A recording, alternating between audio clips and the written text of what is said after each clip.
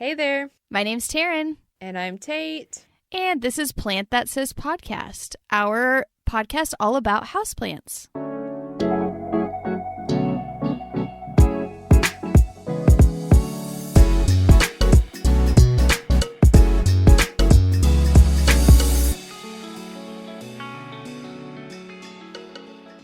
Welcome back, everyone. Welcome. Hope you guys are doing well. I always say, how are you? Even though I know you can't really respond, but hope you're thriving now that we're in Black History Month of 2021. Woo woo. Very important thing to celebrate. Yes, it is. How are you, Tate? I'm good. How are you? I'm fine. It's Friday, so I'm feeling pretty good. Yes. Weekend vibes. Weekend vibes. We love it. You know what that means. It's the weekend, which means I get to spend time on my plants. Literally spent like 3 hours this morning just Nice. taking care of business. That feels good, especially when you get up and get rolling with it. It's like morning time with the plants, when it's like sunny. It's nice. It was actually raining today. Oh. Yeah, it was a whole thing. I had to like go out in the rain and yeah. Well, still nice to get the stuff done. Yeah, it's over and my stuff's gonna grow. I potted all of my propagations and I had a bunch, and now it's so satisfying to see them like up and in their place that they're gonna be growing in. I can't wait to watch them grow and fill out their pots they're in now. So it's exciting. I'm excited. Yeah, that's great. Speaking of grow and excited, we are doing our we are doing our next Plant of the Month episode. Yay! And we are doing aloe vera. Miss Aloe Vera. You know her. You love her. Queen Aloe. Though this plant is most often known for its healing or therapeutic properties, its medicinal properties, I think it's a great houseplant. Think it's a great houseplant and patio plant because it is relatively versatile and can kind of adapt to different situations, and it's pretty hardy overall, I'd say. Yeah, I think so too. And it looks cool. And there's a lot of different varieties. You got options. Yeah.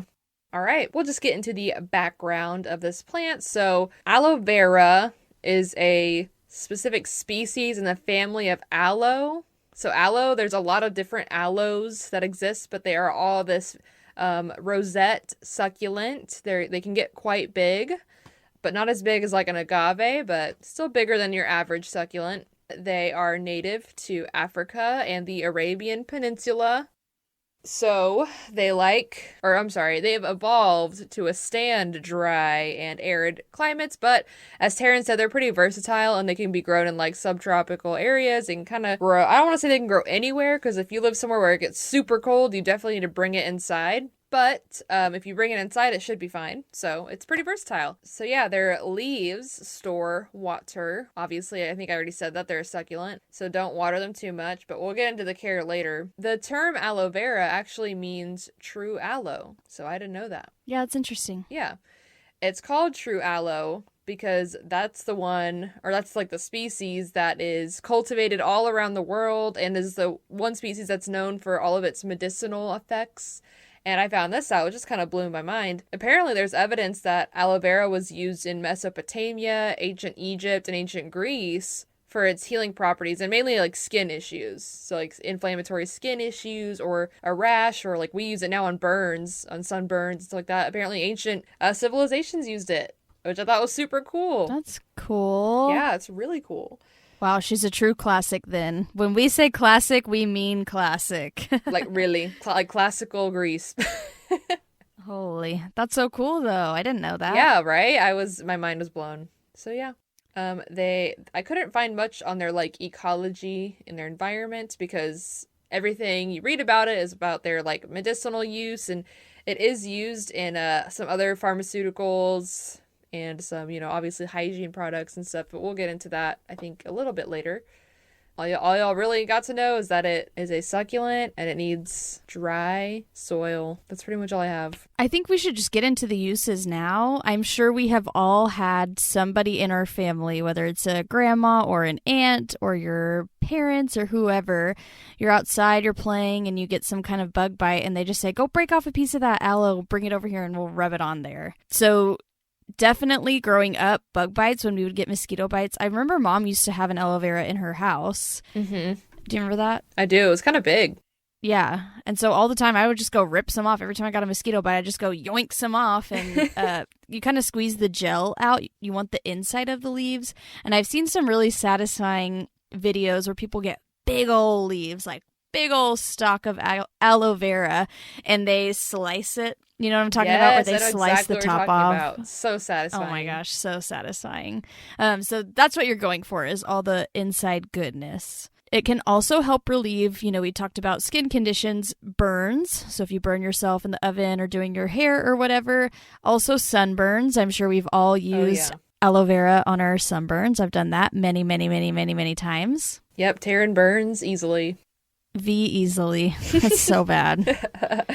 Yeah, it's also used commercially, or the gel that's inside the leaf that Taryn was talking about is also used commercially in like yogurts, drinks, soaps, and cosmetics. So there's a lot of uses for aloe vera. They're very versatile, truly.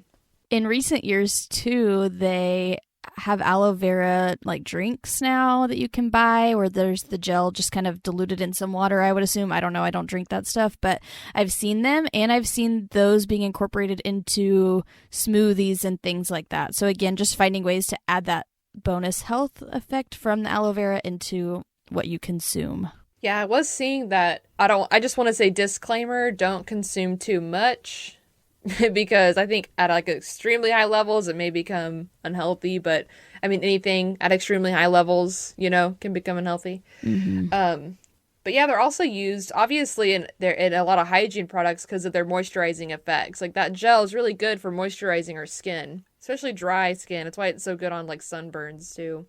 Honestly, I never used it for bug bites. Really? Does it really help? Or is it just like Are you kidding? I'm literally not even kidding. I just have never done that. Huh. I used to rub it all the time on ant bites and mosquito bites. Did it help? I think so. I mean, it's a cooling, soothing substance. So I don't know. I don't see why it wouldn't have helped if it helps sunburns. But even with like the itching? Kinda, yeah. Kinda? Placebo? Could just be a mental thing. I can't speak to exactly, but I mean, I think so. Cool.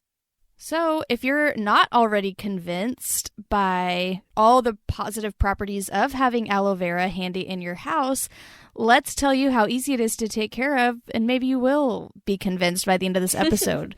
She's the plant of a month for a reason.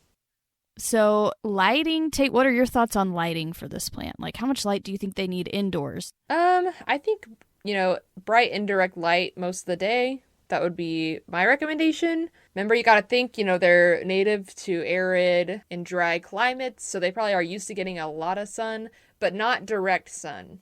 So I'm not thinking, don't put it where it's going to get direct sun because the leaves will burn.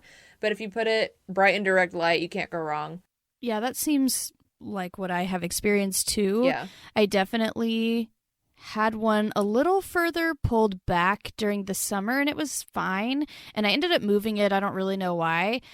But basically, I moved it into my front room, which gets the afternoon light. But the afternoon light is so short still at this point that it's kind of getting probably the same amount of light that it was in the less bright room in the summer. So, and it seems to do fine. And from what I understand, they may take a little while to acclimate. And again, you especially don't want to overwater it because, if you give it a lot of water, then it needs a lot of light. So keeping that in mind, I think it will survive in definitely not low light conditions, but you can get away with, I think, a little less light than you would think for maybe some other succulents. And it's pretty adaptable and pretty hardy. I mean, honestly, I have one in the shade right now. I think it gets complete shade. It may get a little bit, it does not get enough light. I need to move it out, honestly. And it's alive. I don't water it ever. I mean, I watered it maybe like once or twice, and I got it last summer. So, I mean, they can survive low light conditions. They won't grow a whole lot and they won't do great, but they won't die immediately on you. Mm-hmm. So if you just want to put it somewhere for a little bit, or maybe you're moving soon and you're going to have more light, they'll hang in there for a while. So for the soil, you will need well draining soil. So if you're like Taryn and you like to water this plant a lot, make sure you get really well draining soil. Definitely don't recommend watering this guy too much because, they like to store moisture. Taryn, what are some things people can do to help with their soil, like to make their soil right for the aloe vera? Anything that you can add to soil to give it aeration, which I know you think I'm talking about wine, but I'm talking about dirt. So anything to give it aeration, which will separate all the real moisture retentive stuff in the soil, which is the actual dirt part. So in any soil, you'll see those white little rocks, almost looks like little rocks or little pieces in the soil, and that's called perlite. We've talked about that before, but just in case you're new, that's called perlite, and that's what that's there for, is to help aerate the soil. There's tons of other substances you can use besides just perlite. You could put any sort of rocks or pebbles or sand. You could use leca, you could use orchid bark, really anything that doesn't absorb water that will add some space for water to flow through. Or you could go to the store and buy cactus mix. Done and done. They mix it. There's some pre-mixed bags that work fine. Or, you could make your own. Honestly, I want to experiment with my own, but when I first got started and just when I'm feeling kind of lazy and don't want to spend a lot of money, I'll just get like a cactus soil mix. And the aloe vera seemed to like it fine. So earlier I mentioned watering. When you're watering when you're watering the aloe vera, you don't have to water it a whole lot. It's adapted to dry environments, so if you overwater it, you'll probably notice it's starting to rot. So yeah, they prefer to dry out in between watering, so make sure you check the soil. If you have it in a super shaded spot like I do right now for some reason, I don't know why I have mine in. I say for some reason for me, not for you guys. But if you have it in a super shaded spot, make sure you're not watering it too much. Like I said, I watered mine maybe once or twice. I could have watered it a little bit more, but once or twice in the span of like 6 months. I mean, it really does not take a lot if it's in the shade. But yeah, make sure when you're watering it, let it dry out in between waterings. You can always check the soil. Let it really dry out. Yeah, it's got all that moisture and gel in its leaves, and that's what it's going to use for a long time, so it doesn't really need a whole lot of water. You guys already know what I'm about to say, probably, but Tate and I are fans of propagation. Anything that you can propagate already is an automatic winner in our book. So propagating aloe vera is super easy. Unlike a lot of plants that we propagate and talk about, I would say, aloe vera is not a stem propagation where you can just take a cutting and stick it in water. I swear I saw some video one time of somebody doing that, basically taking a cutting of the big old thick leaves and then letting it callus over and then put it in water. So I had to repot one of mine recently that got huge and way outgrew its pot, to the point when I was moving all my plants in for the first freeze, the pot broke just when I picked it up because it was so heavy, because it was outgrowing the pot. So I had to go repot it. A couple of them broke off, and I was like, well, I can either take the gel out and figure out what to do with the gel, or I can try that propagation, letting it callus over and putting it in water. Let me tell you, it was a flop. It did not go well. They just rotted, and it was disgusting. So I swear I've seen a video of that somewhere, some way, and I'm sure it can be done, but in my experience, it didn't work well. But the best thing to do, which this does require a little bit of patience, but once your plant is really established, then it'll start pushing out pups or babies right along and right around the base, sometimes just in other parts of the soil within your container or near the plant, but usually they're kind of attached at the base, and you'll see these little babies start to form, and the longer you leave it, the more babies will grow, and it'll get to the point where it just has all these little pups attached around the, quote, mother plant. So all you have to do is, you may not even have to necessarily take everything out and unpot it, depending on your situation, depending on what use your best judgment. If it seems like you need to unpot it, then unpot it. If it doesn't, then don't. But essentially what you're going to do is kind of get it to where you can see it, and then you're going to gently remove the babies, pulling them off and away from the base. Your goal would be, if you can keep some of the root ball, if you can keep any roots attached, that will be helpful. The plant will establish faster, but even if you can't, it'll grow new roots. So all you literally have to do is pop off all those Just babies pull them off. and replant those. I need to do that. I actually have some on mine. Do you? Yeah, I have some babies. I found today, I was looking at my aloe vera and I was like, oh, because I thought I had left it outside and it froze, and I was like, oh God. So I went to go check it and it's okay. It's still alive, has some babies. Interesting. So, yeah. It's kind of impressive. I know. I'm like, Considering okay. it's like gel water inside And it's of like it. a desert plant. Like, Right. I'm like, okay. So, yeah, these guys are pretty hardy. I also saw, Taryn, so I saw a video of someone propagating aloe vera, but what they did was they took a leaf off and they let it callus over and they just put it in soil and it propagated. Maybe. But I can't remember if this was one of those like stupid like 5-minute hack things on YouTube, and Yes. some of those are definitely fake and not real. So I Yes. don't know if it was one of those where they're like, look, this totally works and it doesn't. But we should try that. Yeah, I mean, What they did was they took a leaf off, and then at the bottom they cut like a little triangle out of it, kind and of then like they do with snake plants. Yes, exactly, like exactly with snake plants, and then they put it in the soil and it grew. So, well, grew. Yeah, because I think into water would be too much, but maybe into soil. According to that video, I mean, we'll have to try it out ourselves to see if we can really say, but. Yeah. Yeah, definitely an If idea worth anybody considering. does that at home, let us know how it goes. For sure. Fill us in. Especially if you have something break off, then you don't feel bad about it. The damage is done, so then you just like, okay. So propagation is always a huge plus for us, and this one is definitely propagatable, even though it's a little bit different than a lot of the other plants. I would say most of the other plants that we like and enjoy propagating with, because it's more of a leaf cutting situation, but these are fun too. And it's kind of a surprise because I think once they start going, they really start going. So you're waiting forever, so you kind of forget about it, and then you notice them, and then there's usually a couple or a handful. So Exactly. So fun. Okay, Tate, so you said you have your one outside in the shade. I have my one that's outside in the shade. That is the one that has babies.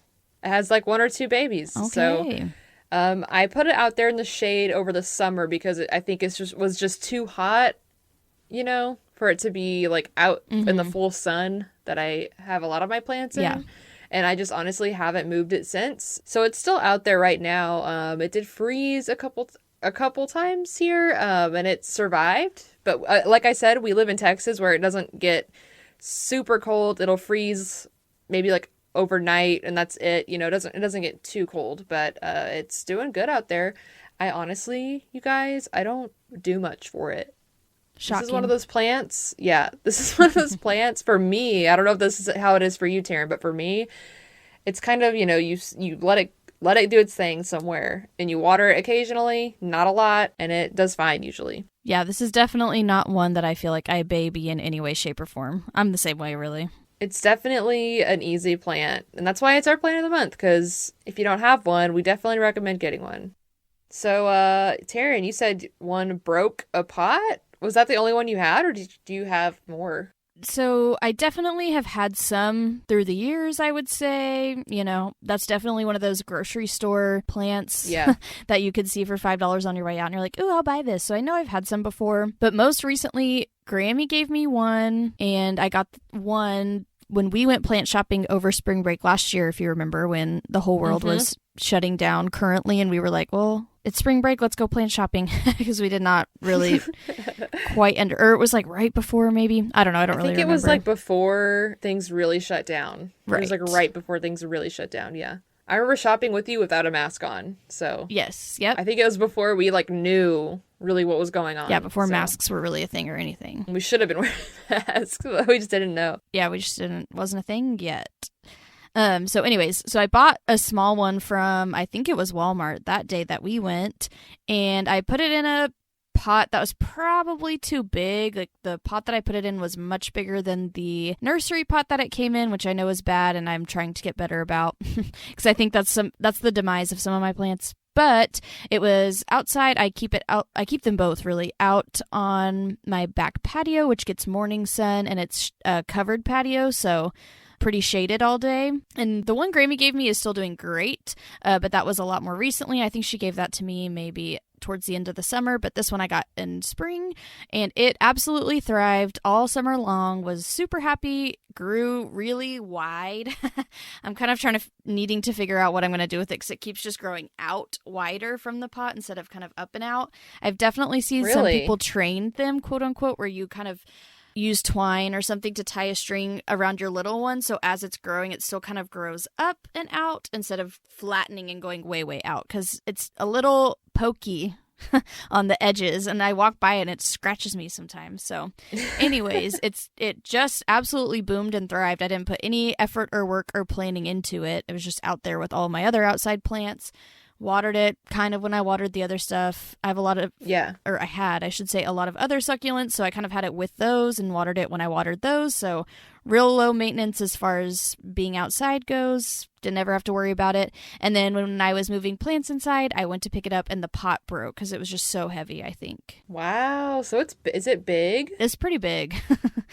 I don't know what big is. That's like not really a very helpful. I know, that's so relative. Yes. I'm trying to think of like a size comparison because I know aloe vera can get pretty big if you let them. I would say I'll have to send you a picture and I'll post one for this episode for sure. Yeah, post it on the Instagram for sure because I want to see, and I know probably everybody wants to see. I'll definitely share. It's doing good. It's lost some of its, you know how they kind of have those little white spots almost? It's lost a lot of that because I've had to move it inside, but it looks good, and I do think it's starting to maybe give me some babies at the bottom. Yes. Which tells me everything's going good. So yeah. You know when a plant pops out some babies, it's happy. Right. So my aloe vera are doing pretty good, and I will say, too, that I have a handful of other aloe varieties. Yes. So they're not aloe vera, but they're in the family. And I adore them. I really love them. They're all very consistently low maintenance for me. Unlike some other succulents that are a little more temperamental and get the pests, and watering can be problematic and all of that stuff. All the aloes. Yeah, aloes. Aloe, probably. Aloes, aloe, I don't... All of the aloe plants that go. I have are consistently easy and just consistent looking. They look good. They have looked good. They bloom. What's funny is I have another aloe variety. I think it's the same one. Grammy gave us each one, right? Mm-hmm. And it recently snowed here, which, where we live, that's pretty rare. Wild. It was such a wild day. Yeah, it was crazy. And, the whole city freaks out when it snows here. But anyways, I go outside to move some of my succulents inside because they have snow on them. And I see one of my aloe varieties that I have blooming, like full on flowers out, living its best life. And I was like, oh, okay, interesting. I don't know why. Like my citrus tree was blooming. Right now I have a succulent inside that I moved in. It's blooming. This other aloe is blooming. I'm like, are y'all confused? Because it's literally was January. I don't know why they were blooming, but I mean, like I said, I don't really do anything for it. I don't water that one much. It's outside in the shade. I have another aloe variety. It's the same one as the one that bloomed, and this is so bad, Taryn. Everyone listening, this is so bad. I'm such a bad plant mom, but I'm pretty sure it was in some pot that either got knocked over or something, and so it kind of fell out and was doing so bad, and I just scraped all the soil up. And keep in mind, there's like big clumps of soil that are not broken up in this, so I have the rosette in the pot, 2 big clumps of soil next to it, when the soil gets so hard that you can just pick it up and it keeps its shape. Yep. Like that kind of clump. 2 clumps next to it and then some soil under it. And it has not died. I mean, it's not planted into the soil. It's just literally sitting next to the soil and the big clumps of soil, and it's alive. So now that you say that, same plant, so that same aloe variety, yeah, the one Grammy gave us, I didn't ever mess with mine, and mine did fine. Mine was actually more successful than yours for once, and I think it's just because I had mine outside and you brought yours in and you moved and all the things. But anyway, I left it in its pot for over a year now, and finally when I brought it in, I decided to pull off all the babies that had formed around the edge. It was like almost a perfect halo around the edge of babies. So it looked really cool, so I was hesitant, but then also, again, y'all know I can't be helping myself with the propagations. I get so excited. So I pulled them all off and meant to pot them, so I just had them sitting out on a tray to kind of air out, or callus over, I should say. and I left it, and I left it, and I left it, and was like, oh my God, those things are going to die. Anyways, I don't know how long I left it out for. I want to say weeks. Left those babies on a little tray for weeks. And then I finally got around to dealing with them and was like, maybe I should just stick them in water so that it'll rehydrate and make it root. And I did. So just the very base of it is sitting in water, not the whole thing, obviously. And every single one of them has popped out roots. Oh. It's wild. That's all they needed. Yeah. They just needed a little bit of moisture just there. They can hang in. See, these plants can really just hang in there. Yeah. They're not the kind of plant that will die overnight. They will hang in there until they'll give it their all. As we have gone through this episode, like, I am finding more of a deep appreciation for our aloes. More than you even realized. Like, wow. Honestly, taken for granted much. Like, wow. We love them. We love aloes. So obviously we can't recommend them enough. If you don't have any aloe in your life, we suggest you get it, and we would love to see any pictures if you do. You can follow us on Instagram and Twitter at PlantThatSis. Our website, that's still very much a work in progress, is plantthatsis.com. And if you want to email us anything, we would love to hear from you or see any pictures you have. You can email us at plantthatsis@gmail.com. Yes, please tell us your experiences with your aloe plants that you have. We'd love to see pictures, love to see any little babies coming out. Anything aloe related, hit us up because we want to know. We want to see, we want to share. Would love to see it. We love to see it. And if you don't have one, again, we can be the blame. You can blame it on us that you had to go buy one because we told you to. Yep. It's definitely, I don't know, it's a must-have for me. After we've talked about it in this episode, it's a must-have, I think. Yeah, you have a renewed appreciation. Yes, I absolutely do. All right, well, cheers to aloe plants. Yes. Thanks so much for listening. We so appreciate it. Yes, we're so grateful that you joined us. We'd love to hear feedback from you. If you have any thoughts, if you have any episode ideas, suggestions on things we could do better, we would love to hear any and all of it. So what do y'all want to hear? You know where to find us. And hope you guys have a great week. And we'll see you soon. Or talk to you, I guess. We'll talk to you soon. Bye. Goodbye.